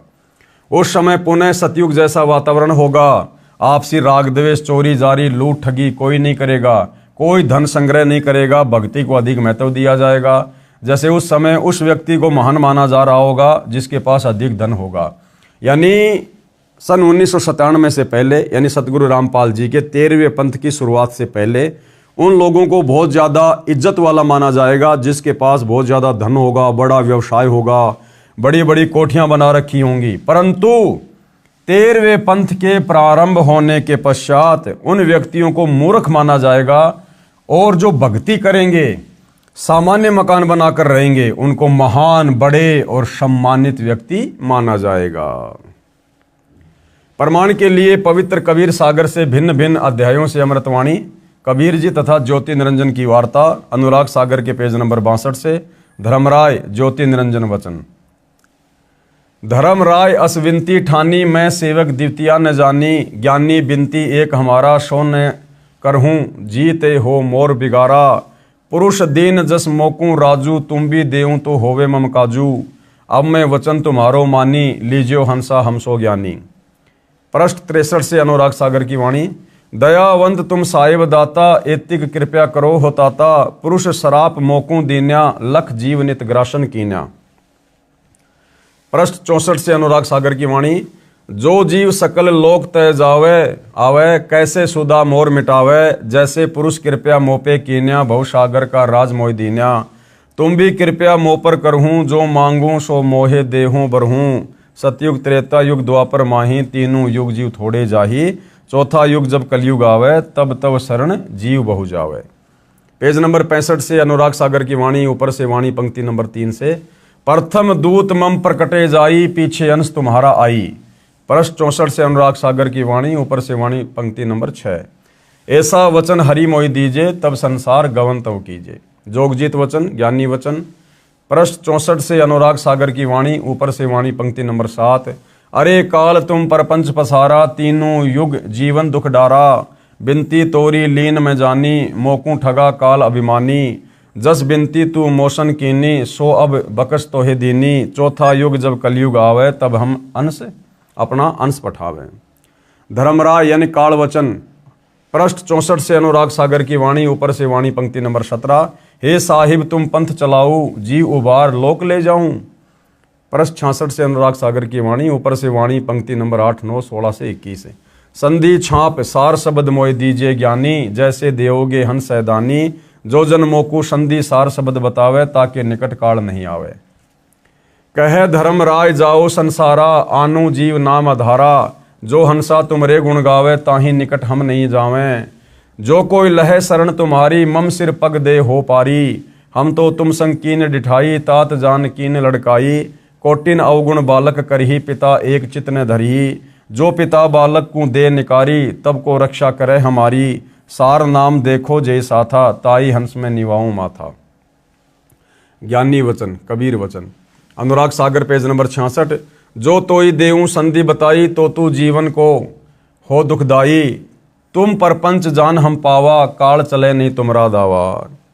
धर्मराय तो ही प्रकट बाख्या, गुप्त अंक बीरा हम राख्या। जो कोई लेई नाम हमारा, ताई छोड़ तुम हो जाना नियारा। जो तुम मोर हंस को रोको भाई, तो तुम काल रहन नहीं पाई। धर्मराय यानी काल निरंजन वचन। पृष्ठ 62 तथा 63 से अनुराग सागर की वाणी। बेशक जाओ ज्ञानी संसारा, जीव न माने कहा तुम्हारा जीव न माने, हमरी और हो बात बखाने। दृढ़ फंदा में रचा बनाई, जामे सकल जीव उर्जाई। वेद शास्त्र समृति गुणगाना, पुत्र मेरे तीन प्रधाना। तीनों बहुबाजी रचि राखा, हमरी महिमा ज्ञान मुख बाख्या। देवल देव पाषाण पुजाई, तीर्थ व्रत जप तब मन लाई। पूजा विश्व देव आधारी, ये मति जीवों को राख्या बांधी। जग होम और नेम अचारा, और अनेक फंद में डारा। ज्ञानी कबीर वचन। हमने कहा सुनो अन्यायी, काटो फंद जीव ले जाई। जैते फंद तुम रचे बिचारी, सत्य सबद ते सबे विडारी। जोन जीव हम शब्द दृढ़ावे, फंद तुम्हारा सकल मुक्तावें। जब ही जीव चीन जान ज्ञान हमारा, तज ही भ्रम सब तोर पसारा। सत्य नाम जीवन समझावे, हंस उबार लोक ले जावें। पुरुष सुमरण सार बीरा, नाम अविगत जनाव हूँ। शीश तुम्हारे पांव दे के हंस लोक पठाव हूँ। ताके निकट काल नहीं आवे, संधि देख ताको सिर नावे। धर्मराय काल वचन। पंथ एक तुम आप चलाओ, जीवन को शतलोक ले जाऊं। द्वादश पंथ करूं मैं साजा, नाम तुम्हारा ले करूं आवाजा। द्वादश यम संसार पठाऊं, नाम कबीर ले पंथ चलाऊं। प्रथम दूत मेरे प्रकटे जाई, पीछे अंश तुम्हारा आई। ये विधि जीवन को भरमाऊं, आपन नाम पुरुष का बताऊं। द्वादश पंथ नाम जो ले ही, हमरे मुख में आन समोई। ज्ञानी कबीर वचन चौपाई। अरे काल परपंच पसारा, तीनों युग जीवन दुख आधारा। बिनती तोरी लीन में मानी, मोकू ठगे काल अभिमानी। चौथा युग जब कलयुग आई, तब हम अपना अंश पठाई। काल फंद छूटे नरलोई, सकल सृष्टि परवानिक होई। घर घर देखो बोध विचारा, सत्य नाम सब ठोर उचारा। 5505 तब ये वचन होएगा साचा। कलयुग बीत जाएगा तब एता, सब जीव परम पुरुष पद चेता। भावार्थ वाणी संख्या 55 से 61 तक। परमेश्वर कबीर जी ने कहा कि हे काल, तूने विशाल प्रपंच रच रखा है। तीनों युगों सतयुग त्रेता द्वापर में जीवों को बहुत कष्ट देगा। जैसा तू कह रहा है, तूने मेरे से प्रार्थना की थी वह मान ली। तूने मेरे साथ धोखा किया है, परंतु चौथा युग जब कलयुग आएगा, तब मैं अपना अंश यानी कृपया पात्र आत्मा भेजूंगा। हे काल, तेरे द्वारा बनाए सर्व फंद यानी अज्ञान आधार से गलत ज्ञान व साधना को सत्य शब्द तथा सत्य ज्ञान से समाप्त करेगा। उस समय पूरा विश्व परवानिक यानी उस मेरे संत से दीक्षा लेकर दीक्षित होगा। उस समय तक यानी जब तक कलयुग 5505 वर्ष बीत जाता, सतनाम मूल नाम सार शब्द तथा मूल ज्ञान यानी तत्व ज्ञान प्रकट नहीं करना है। परंतु जब कलयुग 5505 वर्ष पूरा हो जाएगा, तब घर घर में मेरे आध्यात्मिक ज्ञान की चर्चा हुआ करेगी और सतनाम सार शब्द को सब उपदेशियों को प्रदान किया जाएगा। ये जो बात मैं कह रहा हूँ, ये मेरे वचन उस समय सत्य साबित होंगे जब कलयुग के 5505 वर्ष पूरे हो जाएंगे। जब कलयुग इतने वर्ष बीत जाएगा तब सभी मानव प्राणी परम पुरुष यानी सत्य पुरुष के पद अर्थात उस परम पद के जानकार हो जाएंगे, जिसके विषय में गीता अध्याय 15 श्लोक 4 में कहा है कि तत्वदर्शी संत के प्राप्त होने के पश्चात परमेश्वर के उस परम पद की खोज करनी चाहिए जहां जाने के पश्चात साधक लौटकर संसार में कभी नहीं आते। जिस परमेश्वर ने संसार रूपी वृक्ष का विस्तार किया है अर्थात जिस परमेश्वर ने सृष्टि की रचना की है उस परमेश्वर की भक्ति करो। उपरोक्त वाणी का भावार्थ है कि उस समय उस परमेश्वर के पद यानी सतलोक के विषय में सबको पूर्ण ज्ञान होगा, यानी सतलोक के विषय में। सवसम वेद बोध पेज नंबर 170 अथ सवसम वेद की स्फुट वार्ता चौपाई। 1,80,000 पीर पैगंबर और अवतारा, सो सब आही निरंजन वंशा, तन धरी धरी करे निज पिता प्रशंसा। 10 अवतार निरंजन केरे, राम कृष्ण सब आही बडेरे, इनसे बड़ा ज्योति निरंजन सोई, या मैं फिर बदल नहीं कोई। भावार्थ, परमेश्वर कबीर जी ने बताया कि बाबा आदम से लेकर हजरत मोहम्मद तक कुल 1,80,000 पैगंबर हुए हैं तथा 10 अवतार जो हिंदू मानते हैं ये सब काल के भेजे आए हैं। इन सब ने काल ब्रह्म की भक्ति का प्रचार किया है। जो 10 अवतार हैं इन 10 अवतारों में राम तथा कृष्ण प्रमुख हैं। ये सब काल जो इनका पिता है इनकी महिमा बनाकर सभी जीवों को भ्रमित करके काल साधना दृढ़ कर गए हैं। इस सब का मुखिया ज्योति निरंजन काल यानी ये ब्रह्म है। कबीर सागर में सवसम वेद बोध पेज नंबर 171 सत्य कबीर वचन दोहे। 5,000 और 500 जब कलयुग बीत जाए, महापुरुष फरमान तब जग तारण को आए। हिंदू तुर्क आदि सबे जेते जीव जिहान, सत्य नाम की साख गहें पावे पद निर्वाण। यथा सरितगण आप ही मिले सिंधु में धाय, सत्य सुकृत के मध्य तिमि सब ही पंथ समाये। जब लग पूर्ण होय नहीं ठीक का तिथिवार, कपट चातुरु तब ही लो सवसम वेद निराधार। सभी नारी नर शुद्ध तब जब ठीक का दिन आवंत, कपट चातुरी छोड़ के शरण कबीर गहनत। एक अनेक हो गए पुनः अनेक हो एक, हंस चले सतलोक सब सत्य नाम की टेक। घर घर बोध विचार हो दुर्मति दूर बहाए, कलयुग में सब एक होई बरते सहज सुभाए। कहाँ उग्र कहाँ शुद्र हो हरे सब की भोपीर, सो समान समदृष्टि है समरथ सत्य कबीर। भावार्थ किया गुरुदेव ने। परमेश्वर कबीर जी ने बताया है कि हे धर्मदास, मैंने ज्योति निरंजन यानी काल ब्रह्म से भी कहा था, अब आपको भी बता रहा हूं। सवसम वेद बोध की वाणी संख्या 66 से 74 का सरलार्थ। जिस समय कलयुग 5,505 वर्ष बीत जाएगा तब तक एक महापुरुष विश्व को पार करने के लिए आएगा। हिंदू मुसलमान आदि आदि जितने भी पंथ तब तक बनेंगे और जितने जीव संसार में हैं वे मानव शरीर प्राप्त करके उस महापुरुष से सतनाम लेकर सत्य नाम की शक्ति से मोक्ष प्राप्त करेंगे। वह महापुरुष जो सत्य कबीर पंथ चलाएगा उस 13वें पंथ में सब पंथ स्वतः ऐसे तीव्र गति से समा जाएंगे जैसे भिन्न भिन्न नदियां अपने आप निर्बाध दौड़कर समुद्र में गिर जाती हैं, उनको कोई रोक नहीं पाता। ऐसे उस 13वें पंथ में सब पंथ शीघ्रता से मिलकर एक पंथ बन जाएगा। परंतु जब तक ठीक का समय नहीं आएगा यानी कलयुग 5,505 वर्ष पूरे नहीं करता तब तक मैं जो ये ज्ञान सवसम वेद में बोल रहा हूँ आप लिख रहे हो निराधार लगेगा। जिस समय वह निर्धारित समय आएगा उस समय स्त्री पुरुष उच्च विचारों तथा शुद्ध आचरण के होकर कपट व्यर्थ की चतुराई त्याग कर मेरी कबीर जी की शरण ग्रहण करेंगे। परमात्मा से लाभ लेने के लिए एक मानव धर्म से अनेक पंथ धार्मिक समुदाय बन गए हैं। वे सब पुनः एक हो जाएंगे। सब हंस यानी निर्विकार भगत आत्माएं सत्य नाम की शक्ति से सतलोक चले जाएंगे। मेरे अध्यात्म ज्ञान की चर्चा घर घर में होगी, जिस कारण से सबकी दुर्मति समाप्त हो जाएगी। कलयुग में फिर एक होकर सहज बर्ताव करेंगे यानी शांति पूर्वक जीवन जिएंगे। कहाँ उग्र अर्थात चाहे डाकू लुटेरा कसाई हो, चाहे शूद्र अन्य बुराई करने वाला नीच होगा। परमात्मा सत्य भक्ति करने वालों की भवपीर यानी सांसारिक कष्ट हरेगा यानी दूर करेगा। सत्य साधना से सबकी भवपीर यानी सांसारिक कष्ट समाप्त हो जाएंगे और उस 13वें पंथ का प्रवर्तक सबको समान दृष्टि से देखेगा अर्थात ऊंच नीच में भेदभाव नहीं करेगा। वह समरस सत्य कबीर ही होगा। 13वें पंथ को चलाने वाला कौन होगा? स्वयं कबीर भगवान। तो सतगुरु रामपाल जी कौन है? आप जी विचार कर सकते हैं। मम संत मुझे ही जान मेरा ही स्वरूपम। आगे सवाल किया है प्रश्न, वह 13वां पंथ कौन सा है, उसका प्रवर्तक कौन है? वह 13वां पंथ यथार्थ सत कबीर है। उसके प्रवर्तक स्वयं कबीर परमेश्वर जी हैं। उस 13वें पंथ को चलाने वाले कौन है? स्वयं कबीर परमेश्वर। और यहाँ क्या लिखा है? वह समर्थ सत्य कबीर ही होगा जो 13वां पंथ चलाएगा। तो सतगुरु रामपाल जी कौन है भाई और बहनों? ज़्यादा बताने की आवश्यकता नहीं है। वर्तमान में उसका संचालन उनका गुलाम रामपाल दास पुत्र स्वामी रामदेवानंद जी महाराज है। यहाँ गुरुदेव अपने आप को छुपा रहे हैं। आध्यात्मिक दृष्टि से गुरुजी पिता माने जाते हैं और आत्मा का पोषण करते हैं। प्रमाण: वैसे तो संत धर्मदास जी की वंश परंपरा वाले महंतों से जुड़े श्रद्धालुओं ने अज्ञानतावश 13वां पंथ और संचालक धर्मदास की बिंद यानी परिवार की धारा वालों को सिद्ध करने की कुचेष्टा की है, परंतु हाथी के वस्त्रों को भैंसे पर डालकर कोई कहे कि देखो ये वस्त्र भैंसे का है, बुद्धिमान तो तुरंत समझ जाते हैं कि ये भैंसे का वस्त्र नहीं है, ये तो भैंसे से कई गुना लंबे चौड़े पशु का है, भले ही ये न बता सकें कि ये हाथी का है। उदाहरण: पवित्र कबीर सागर के अध्याय कबीर चरित्र बोध के पेज नंबर 1834-1835 पर लिखा है, शास्त्र अनुकूल भक्ति से हुए भक्तों को लाभ।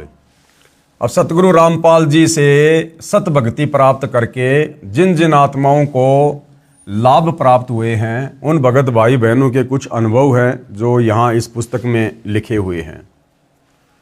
शास्त्र विरुद्ध साधना से छुटकारा। मैं भगत हेमचंद दास, सोलन, हिमाचल प्रदेश का रहने वाला हूँ। पहले मैं अपने गांव में महाकाली मंदिर में पुजारी रहा। 25 वर्ष से वहाँ पुजारी का काम करता था। भजन कीर्तन और जो भी पूजाएं मंदिर में होती थी सभी किया करता था। पितृ पूजा, श्राद्ध निकालना, शिव जी को जल चढ़ाना आदि क्रियाएं करता था। लेकिन फिर भी हम दुखी रहते थे।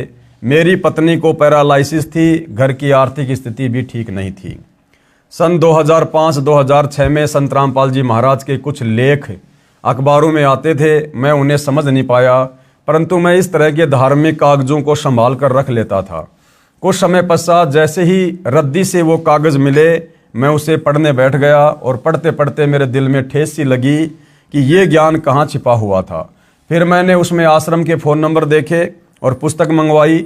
उसमें जब मैंने ज्ञान पढ़ा तो मैं हैरान रह गया, पैरों तले की ज़मीन खिसक गई, क्योंकि मंदिर में पुजारी होने के बावजूद मैंने ऐसा नया ज्ञान कभी भी नहीं सुना था। मैं पहले मानता रहा कि ब्रह्मा, विष्णु और शिव जी से ऊपर कोई नहीं है, परमात्मा निराकार है। संत रामपाल जी महाराज की पुस्तकों से ज्ञान हुआ कि परमात्मा साकार है, कबीर जी पूर्ण परमात्मा है। परमात्मा ने अंदर एक ऐसी प्रेरणा जगाई कि संत रामपाल जी के पास ही वह अमर मंत्र है जिससे हमारा कल्याण होना है। इसी से हमारा जन्म मरण का भयंकर रोग कटेगा। उनके ज्ञान से प्रभावित होकर मैंने संत रामपाल जी महाराज से दीक्षा ली। मैंने सभी तरह की शास्त्र विरुद्ध पूजाएं बंद कर दी। पितृ पूजा, श्राद्ध निकालना आदि सब त्याग दिया।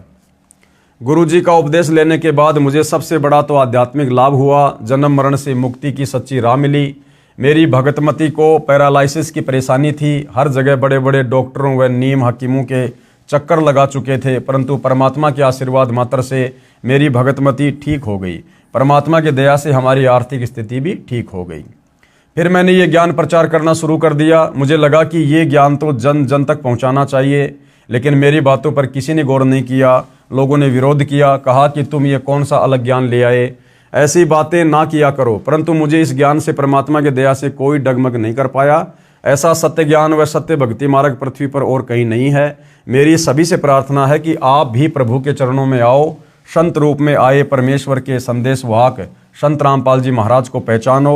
मुफ्त नाम उपदेश प्राप्त करके कृपया अपना कल्याण करवाएं। भगत हेमचंद दास। मोबाइल नंबर वर्तमान में है या नहीं इसकी कोई गारंटी नहीं है, फिर भी आप जी चाहें तो कन्फर्म कर सकते हैं। शास्त्र अनुकूल भक्ति से मिला जीवन दान। एक अन्य भगत की आत्मकथा। मेरा नाम सपना तोमर है। मैं शाहजहाँपुर उत्तर प्रदेश से हूँ। पहले मैं ब्रह्मा, विष्णु, महेश तथा माता की पूजा किया करती थी। मेरे पापा जी ने सन 2013 में संत रामपाल जी महाराज से नामदान लिया था। वो टीवी पर सत्संग देखते थे। मैंने देखा कि संत रामपाल जी महाराज गीता, कुरान, गुरु ग्रंथ साहिब और बाइबल आदि प्रमाण सहित खोलकर दिखा रहे हैं। संत रामपाल जी महाराज गीता जी का वर्णन बता रहे थे कि ब्रह्मा, विष्णु, महेश से ऊपर भी कोई भक्ति है, वास्तविक मंत्र तो अन्य ही हैं। मेरे पापा ने मुझे बताया कि बेटा, संत रामपाल जी महाराज पूर्ण परमात्मा हैं, परमात्मा कबीर साहिब के अवतार हैं, उनसे दीक्षा ले लो। मैंने अप्रैल 2014 में संत रामपाल जी महाराज से नाम दीक्षा ली। संत रामपाल जी महाराज से नाम दीक्षा लेने के बाद मुझे काफ़ी लाभ हुए। मेरे पति को 1-2 साल से पथरी की समस्या थी और फिर पाइल्स की समस्या भी हो गई। डॉक्टर के पास अल्ट्रासाउंड करवाया तो उन्होंने 5 mm की पथरी बताई और बोले कि ये हैवी हो गई है और इसका ऑपरेशन करवाओ, लेकिन उन्होंने ऑपरेशन नहीं करवाया। फिर मैंने संत रामपाल जी महाराज जी से प्रार्थना की तो परमात्मा ने उनकी पथरी ऐसे गायब कर दी जैसे उनको पथरी कभी थी ही नहीं। उसके कुछ समय बाद उनको पाइल्स बवासीर की समस्या बढ़ने लगी। एक देसी वैद्य के पास गए, उनकी दवा से कुछ खास फायदा नहीं हुआ। वो उठ बैठ व चल भी नहीं पाते, उनको पकड़ कर ले जाना पड़ता था। वॉशरूम ले जाने में भी दिक्कत होती थी, वो बड़ी समस्या से गुजर रहे थे। तब मैंने संत रामपाल जी महाराज जी से प्रार्थना लगाई कि परमात्मा ऐसे ऐसे मेरे पति को समस्या है, परमात्मा दया करना। संत रामपाल जी महाराज ने बोला कि परमात्मा दया करेंगे, आप भक्ति करो। उन्होंने संत रामपाल जी महाराज जी के द्वारा दी हुई भक्ति की, जिससे उनकी बीमारी छूमंत्र हो गई। एक और दया मेरे पति पर संत रामपाल जी महाराज जी ने की। एक बार उनको डेंगू हो गया था, हमने उनको दिल्ली के GTB हॉस्पिटल में एडमिट करवाया। ये 23 अक्टूबर 2018 की बात है। वहाँ वो 2 दिन एडमिट रहे। उस समय अस्पताल में उनका खास उपचार नहीं हो पाया, जिससे उनकी हालत और ख़राब होती चली गई। मेरे ससुराल वालों ने बोला कि तू जब से घर में आई है और जो भक्ति कर रही है, तब से आए दिन घर में बीमारियां घेरे पड़ी हैं और तेरी वजह से सब कुछ हो रहा है। मैं संत रामपाल जी महाराज जी के सामने रोने लगी कि परमात्मा, आज ये लोग ऐसा कह रहे हैं क्योंकि इन्हें नहीं पता कि आप परमात्मा आए हैं, लेकिन अभी परमात्मा मेरी परीक्षा ले रहे हैं कि कहीं मैं डगमग ना हो जाऊं। मेरे पति को फिर दूसरे अस्पताल स्टीफन में एडमिट करवा दिया। वहाँ पर उनके प्लेट्स नहीं बढ़ रहे थे, उन्हें बहुत सारे ट्रीटमेंट दिए, लेकिन उन्हें कोई फ़ायदा नहीं हुआ। एक दिन मैं अपनी बेटी के साथ उनसे हॉस्पिटल में मिलने गई, लेकिन उनका मुंह नहीं खुल रहा था। उनके दोनों दांत आपस में टकराते थे, उनकी एक उंगली भी मुंह में नहीं जाती थी और वो बोल भी नहीं पा रहे थे। तब मैंने संत रामपाल जी महाराज का अमृत जल जो हमें मिलता है वो उनके मुंह में डाला। उसके कुछ ही क्षण बाद उनका मुंह अपने आप खुलने लगा और वो मुझसे बात करने लगे। लेकिन भाई और बहनों, ध्यान रखना, हमने अमृत जल ऐसे किसी भी अनुपदेशी व्यक्ति को नहीं देना है। ये उस बहन की गलती थी, वो नादान थी, अनजान थी, उसे मालिक की मर्यादा का नहीं पता था। लेकिन आप और हमने अमृत जल और जो प्रसाद हमें मिलता है वो हमने किसी भी अनुपदेशी व्यक्ति को इस प्रकार से बिना गुरु आज्ञा के नहीं देना है। पहले उसको नाम दिलाओ, नाम दिलाने के बाद ही वो व्यक्ति उन चीज़ों को ग्रहण करने का अधिकारी होता है। हाँ, यदि जैसे घर में कोई छोटा बच्चा है 3 साल से कम उम्र का, यदि उसको ऐसी कोई प्रॉब्लम हो जाती है तो घर में दरबार में परमात्मा को दंडोत करके आज्ञा लेके आप 3 साल तक के बच्चे को चरणामृत और प्रसाद दे सकते हैं। जैसे बच्चा 3 साल का हो जाए फिर उसको आपने परमात्मा से जोड़ना ही पड़ेगा। उसके बाद फिर वो उन सब चीज़ों को लेने का अधिकारी होगा। उसके बाद वो मुझसे बात करने लगे। मुझे वहाँ रोना आ गया कि परमात्मा, मुझे तो विश्वास है, लेकिन मैं अपने ससुराल वालों को कैसे विश्वास दिलाऊं कि परमात्मा इतना बड़ा चमत्कार कर सकते हैं। फिर उनकी रीढ़ की हड्डी का पानी निकाल कर टेस्ट के लिए भेजा तो डॉक्टर ने बताया कि इनको ब्लड कैंसर है। ब्लड कैंसर का नाम सुनकर सबके होश उड़ गए कि अब तो ये नहीं बचेंगे। लेकिन मुझे संत रामपाल जी महाराज जी पर पूरा विश्वास था। परमात्मा सत्संग में बताते हैं कि जो स्त्री सतगुरु रामपाल जी महाराज पूर्ण परमात्मा की भक्ति करती है वो कभी विधवा नहीं होती, और जो माता पिता पूर्ण परमात्मा की भक्ति करते हैं उनके सामने उनके बच्चों की मौत नहीं होती।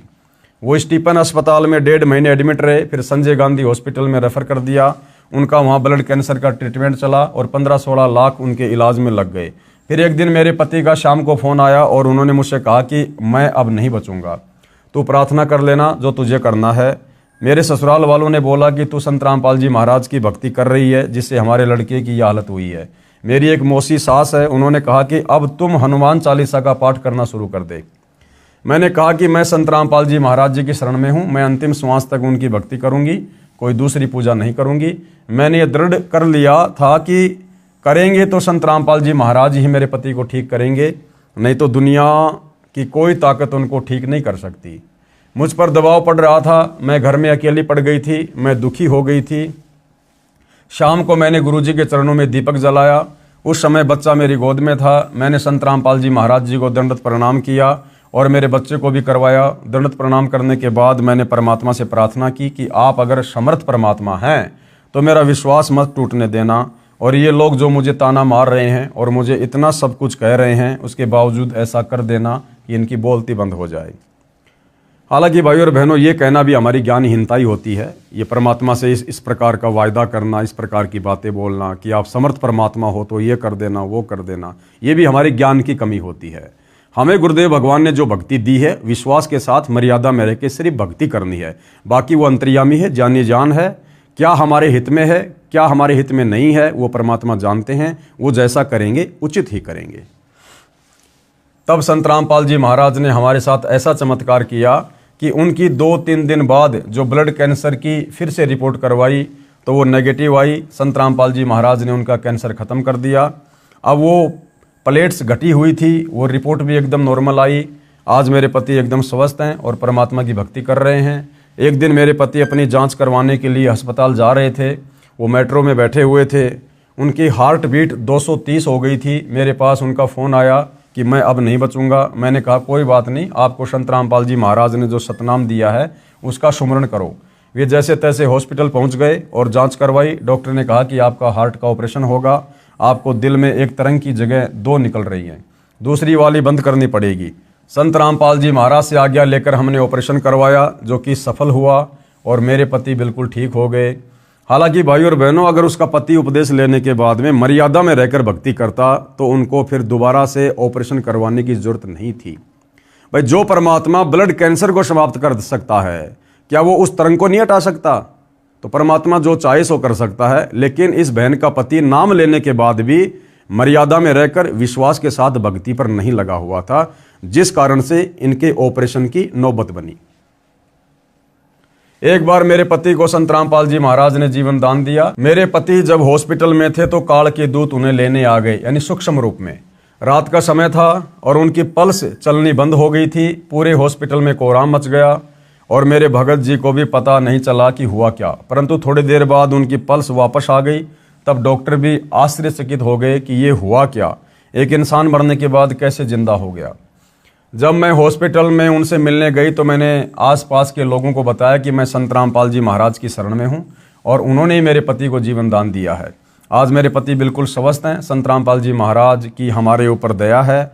आज मैं बहुत ही ज़्यादा गर्व महसूस करती हूँ कि संत रामपाल जी महाराज की शरण में हूँ और आजीवन उनकी भक्ति करती रहूँगी।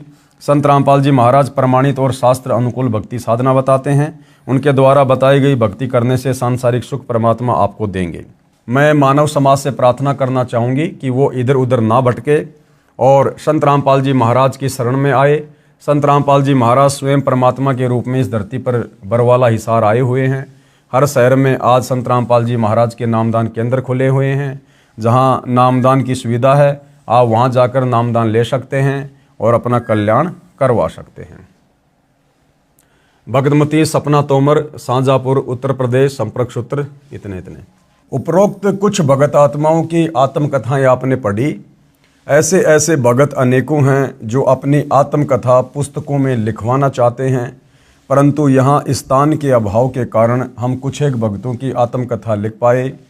यदि सभी भक्तों की आत्मकथा हम लिखने बैठ जाएं तो शायद सैकड़ों पुस्तकें छप जाएंगी। इसलिए समझदार व्यक्ति को संकेत ही पर्याप्त होता है। अगर आप अन्य कुछ भक्तों के अनुभव और सत्संग वीडियो में देखना चाहते हैं तो हमारी वेबसाइट एप्लीकेशन संत रामपाल जी महाराज पर देख व सुन सकते हैं। और भाई और बहनों, सतगुरु रामपाल जी परमेश्वर जी के आशीर्वाद से इस पवित्र पुस्तक हिंदू साहिबान नहीं समझे गीता वेद पुराण, इस पर वीडियो बनाने की श्रृंखला समाप्त हुई। भाई और बहनों, आपने इस पुस्तक में अच्छे से देख लिया है, जान लिया है, पहचान लिया है कि पूर्ण परमात्मा कौन है, कैसा है, कहाँ रहता है, कैसा दिखाई देता है, साकार है या निराकार है, और ये ब्रह्म, परब्रह्म, ब्रह्मा विष्णु महेश, अध्यात्म में इनकी क्या स्थिति है, इनकी भक्ति साधना का धर्मशास्त्र में विधान है या नहीं है। इन तमाम बातों से भाई और बहनों आप जी परिचित हो चुके हैं। साथ में हमारे पवित्र चारों वेदों में, श्रीमद् भगवद गीता जी में, पुराणों में शास्त्र अनुकूल सत भक्ति के विषय में कहाँ कहाँ क्या क्या लिखा हुआ है, साथ में जितनी भी शास्त्र विरुद्ध साधनाएं हैं, तीर्थ हैं, धाम है, मंदिर, मस्जिद, चर्च, गुरुद्वारे, अन्य प्रकार के व्रत, जप, तप, पाखंड पूजा, श्राद्ध, पितृ पूजा, प्रेत पूजा, इन सभी शास्त्र विरुद्ध साधनाओं के विषय में भी आपको पूज्य गुरुदेव भगवान ने इस पुस्तक के माध्यम से परिचित करवा दिया है। साथ में ये भी बता दिया कि 84 लाख योनियों से भिन्न हमें जो ये मनुष्य जन्म प्राप्त हुआ है, असल में परमात्मा ने ये मनुष्य जन्म क्यों दिया है, इसका क्या प्रयोजन है, कैसे ये सफल होगा और कैसे हम जन्म और मरण के दीर्घ रोग से छुटकारा प्राप्त कर सकते हैं, कैसे हम लोक 84 योनियों से बाहर निकल सकते हैं और सनातन परम धाम को यानी सतलोक को प्राप्त कर सकते हैं। तो भाई और बहनों, समझाने में परमपिता परमेश्वर जी ने कोई कमी नहीं छोड़ी है किसी भी प्रकार की। ये पुस्तक हिंदू साहिबान नहीं समझे गीता वेद पुराण, ये तो मात्र एक नमूना है, एक सैंपल है। वास्तविक ज्ञान और अधिक ज्ञान अध्यात्म के विषय में जब आप YouTube पर सतगुरु रामपाल जी के सत्संग सुनना शुरू करेंगे, आप जी को मिलेगा। तो भाई और बहनों, इस पुस्तक को देखने के बाद, पढ़ने के बाद अब लास्ट में ज़्यादा कुछ कहना बाकी नहीं रह जाता है। केवल हम आपसे प्रार्थना कर सकते हैं, विनती कर सकते हैं कि समझदार को तो संकेत ही काफ़ी होता है। तो भाई और बहनों, इस पुस्तक को पढ़ने के बाद आपको ये समझ में आ गया होगा कि परमपिता परमेश्वर जी ने लक 84 योनियों से भिन्न हमें ये अनमोल मनुष्य जन्म क्यों दिया है। ये मनुष्य जन्म केवल शास्त्र अनुकूल सत भक्ति करके सच्चे सतगुरु से उपदेश लेकर मोक्ष प्राप्ति के लिए मिलता है। और यदि हमने इस भक्ति युग में, जिसको बिचली पीढ़ी कहते हैं, स्वयं परम अक्षर ब्रह्म सत्य कबीर तत्वदर्शी संत सतगुरु रामपाल जी के रूप में धरती पर प्रकट हैं, विद्यमान है, यदि हमने उनकी शरण ग्रहण करके मोक्ष नहीं करवाया, तो भाई और बहनों फिर अगला जन्म हमारा लक 84 में है, नरक में है। तो समझदार को संकेत ही काफ़ी होता है, ज़्यादा कहना दास उचित नहीं समझता, क्योंकि इस पुस्तक ने सब कुछ समझा दिया है। तो भाई और बहनों, गुरुदेव भगवान के आशीर्वाद से इस पवित्र पुस्तक हिंदू साहिबान नहीं समझे गीता वेद पुराण पर वीडियो बनाने की श्रृंखला समाप्त हुई। पूज्य गुरुदेव भगवान के आशीर्वाद के बिना एक शब्द भी मुख से उच्चारित करना संभव नहीं था, लेकिन परमेश्वर जी की दया रही और इस पुस्तक पर वीडियो बनाने की श्रृंखला कंप्लीट हुई। आगे परमेश्वर जी जैसी भी आज्ञा करेंगे, जैसी भी सेवा देंगे, हम दास उनकी सेवा में, उनके चरणों में हाजिर होंगे।